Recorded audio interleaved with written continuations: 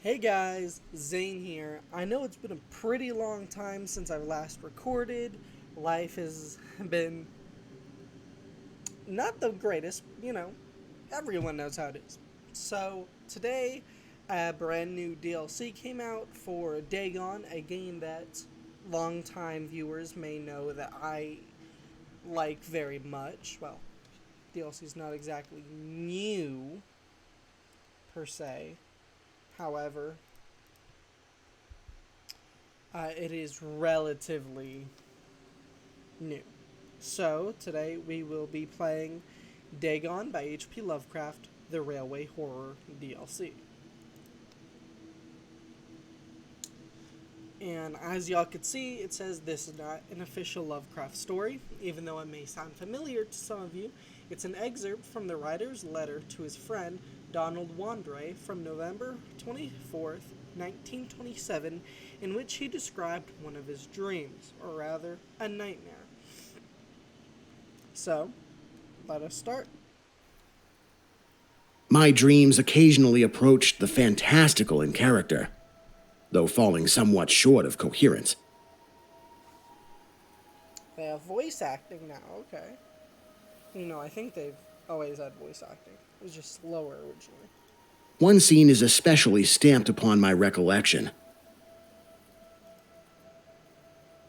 That of a dank, fetid, reed-choked marsh under a gray autumn sky.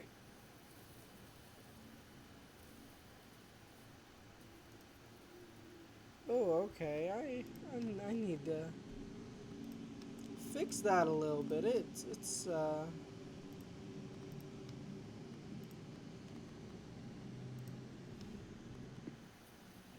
There we go. There we go. Oh, nope, it's still doing it. Well, I'll just put the quality on them low. Let's see, is it still doing it? Sort of. I think it might be the anti-aliasing. Or it's just the game in general. Okay. Dreams and Letters. In letters to his friend, Donald Wandray, Lovecraft described two of his dreams. After the writer's death, they were sold to the publisher of the Sciency Snaps / Bizarre magazine and published in the form of short stories. The first one, titled The Very Old Folk, tells the story of one of the provinces of the Roman Republic and mysterious mountain inhabitants performing terrible rituals.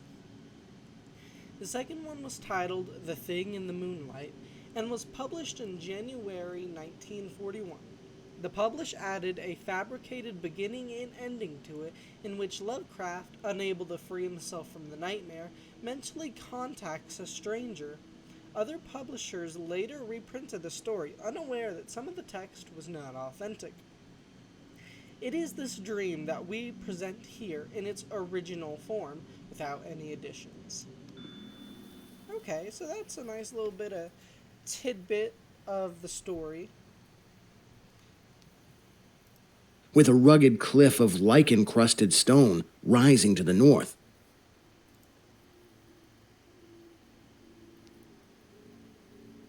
Anything else?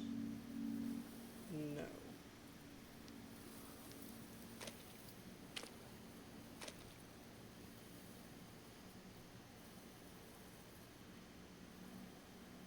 Anything else around here?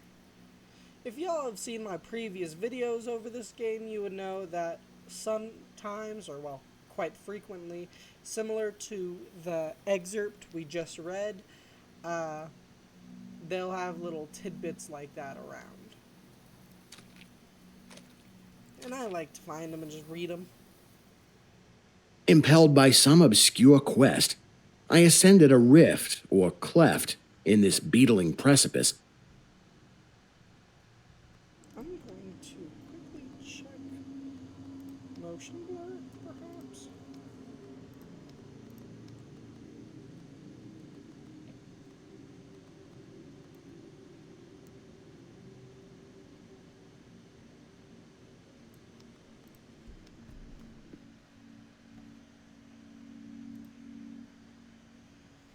Okay, so it's still pretty bad, but it's better. Noting as I did so the black mouths of many fearsome burrows extending from both walls into the depths of the stony plateau. Huh. Okay. Oh, yep, see, there's one right there. The protagonist whose fate you follow is Lovecraft himself. After all, it is an account of his dream. That's why we wanted to reproduce his way of speaking in accent as faithfully as possible. Unfortunately, no recordings of his voice have survived. That's why we had to rely only on descriptions from numerous letters. Friends will remember his voice as being high-pitched, thin, and flat. However, it changed while reading or reciting, as the writer's wife, Sonia Green, recalls his voice then became stronger, clearer, and deeply resonant. Lovecraft spoke with a New England accent, which, as the writer himself mentioned, was characterized by the following. We don't sound any final R in words like car, far, and see. Phonetically, our common pronunciation is indistinguishable from ka, fa, and whatever that is. K. Selected letters 3, 4, 2, 0. In his youth, Lovecraft tested his singing skills and even recorded some of his rehearsals. My mother actually liked the results. Mothers are not always unbiased critics, but I saw to it that an accident soon removed the indiscriminating evidence. Later, I tried something less ambitious. This was a better success, but it reminded me so much of the way of a dying fox terrier that I very carelessly happened to drop it, the record, soon after it was made. I have since confined my artistic talents to literature. H.P. Lovecraft to Maurice W. Moe. May 15th, 1918. I wonder if there's anything else here. Doesn't seem to be. I'm getting really annoyed with that. VSync, perhaps. No, it's still there. No, it's unbelievably annoying. At several points, the passage was roofed over by the choking of the upper parts of the narrow fissure. These places being exceedingly dark and forbidding the perception of such burrows as may have existed there. In one such dark space, I felt conscious of a singular accession of fright, as if some subtle and bodiless emanation from the abyss were engulfing my spirit. But the blackness was too great for me to perceive the source of my alarm. Anything around here? Nope. Onwards we go. At length I emerged upon a tableland of moss-grown rock and scanty soil, lit up by a faint moonlight which had replaced the expiring orb of day. Casting my eyes about, I beheld no living object, but was sensible of a very peculiar stirring far below me amongst the whispering rushes of the pestilential swamp I had lately quitted. Oh, that's the continuation. Oh, let's see, is there anything else? No. Also, it seems it's gone. So I'm very happy with that.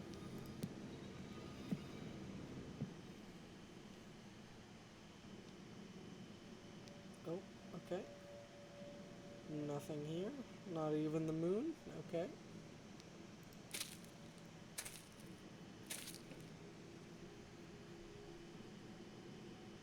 Oh, interesting. Interesting little detail right there. It looks like a power pole. Power line pole. After walking for some distance, I encountered the rusty tracks of a street railway and the worm-eaten poles which still held the limp and sagging trolley wire. Huh. What? That's to continue. Anything else around here? No. Does not seem like it.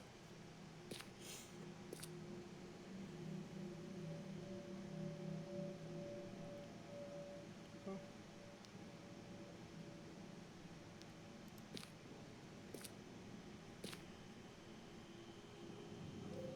Following this line, I soon came upon a yellow vestibuled car numbered 1852 of a plain, double-trucked type common from 1900 to 1910.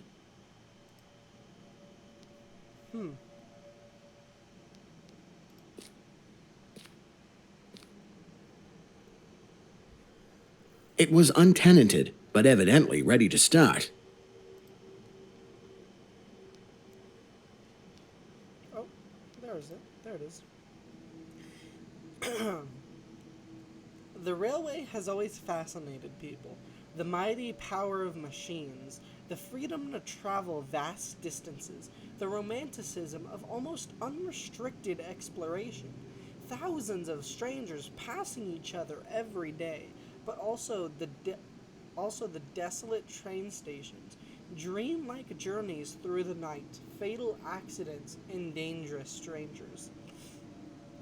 No wonder that this topic attracted horror and fantasy writers, from Charles Dickens' The Signalman through Robert Bloch's award-winning That Hellbound Train to Clive Barker's The Midnight Meat Train. It's also impossible not to mention the most important Polish weird fiction writer, Stefan Grabinski, whose most famous collection of stories, The Motion Demon, is dedicated to the railway. You will be able to get acquainted with his work through our next game. And by the way, the steam locomotive was first used to transport passengers in 1825. I wonder if it has anything to do with the number dreamed by Lovecraft. As for the next game they were mentioning, it's the one of the things we saw on the main menu before we started. I'll make sure to show y'all before ending the video, because I definitely suggest doing it. I'll just save that for the end. For now, let us continue. The trolley being on the wire and the air brake pump now and then throbbing beneath the floor.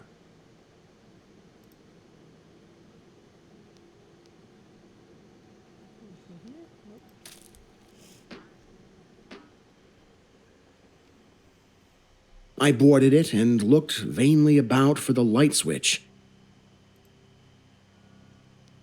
Light switch. I wonder if there's anything here. Any more interesting notes? Don't seem to be. Noting as I did so the absence of controller handle, which implied the brief absence of the motorman. Then I sat down in one of the cross seats toward the middle, awaiting the arrival of the crew and starting of the vehicle.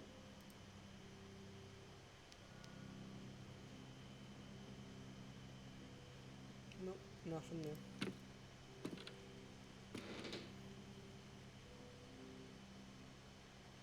Oh, the windows are frosted. For a second I thought they were broken. Nope. Presently I heard a swishing in the sparse grass toward the left and saw the dark forms of two men looming up in the moonlight. They had the regulation caps of a railway company, and I could not doubt but that they were the conductor and motorman. Then one of them sniffed with singular sharpness and raised his face to howl at the moon. The other dropped on all fours to run toward the car. I leapt up and at once raced madly out of that car. Is there anything here? No. Besides the insanity of Lovecraft. Anything? Nope.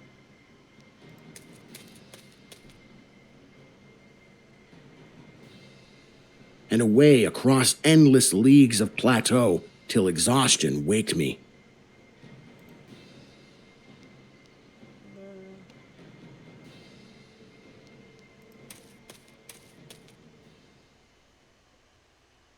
doing this not because the conductor had dropped on all fours, but because the face of the motorman was a mere white cone, tapering to one blood-red tentacle.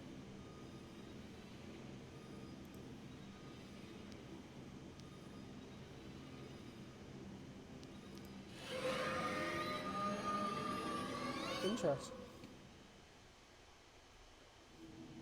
Oh, that was it. Alright, thank you for playing. We hoped you would enjoy this little journey into the world of Lovecraft's nightmares. We would be appreciative of it if you took a moment to leave feedback and checked out our other games and DLCs. The next game, I believe, is Dr. Emerson's Nocturnes, or Cthulhu's Bedtime Stories. I haven't seen that one myself.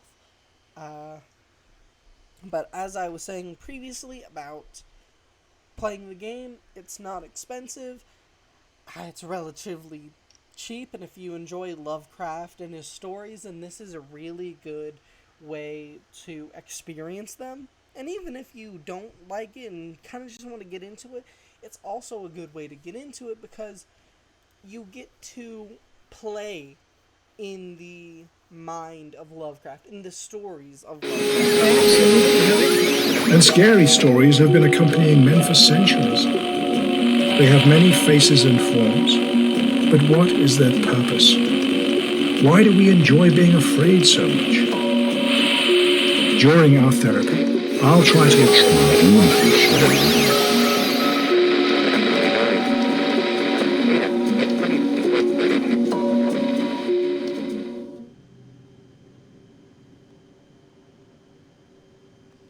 I am just not at this moment. Oh, okay. So I did miss multiple. 1, 2, 3, 4. Dagon, yeah, I have all of them. 1, 2, 3, 4, 5. Interesting.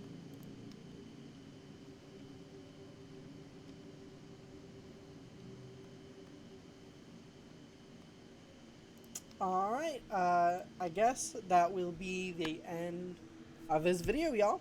Thank you for watching. I hope you enjoyed. If you did, maybe leave a comment, a like, or even a subscribe.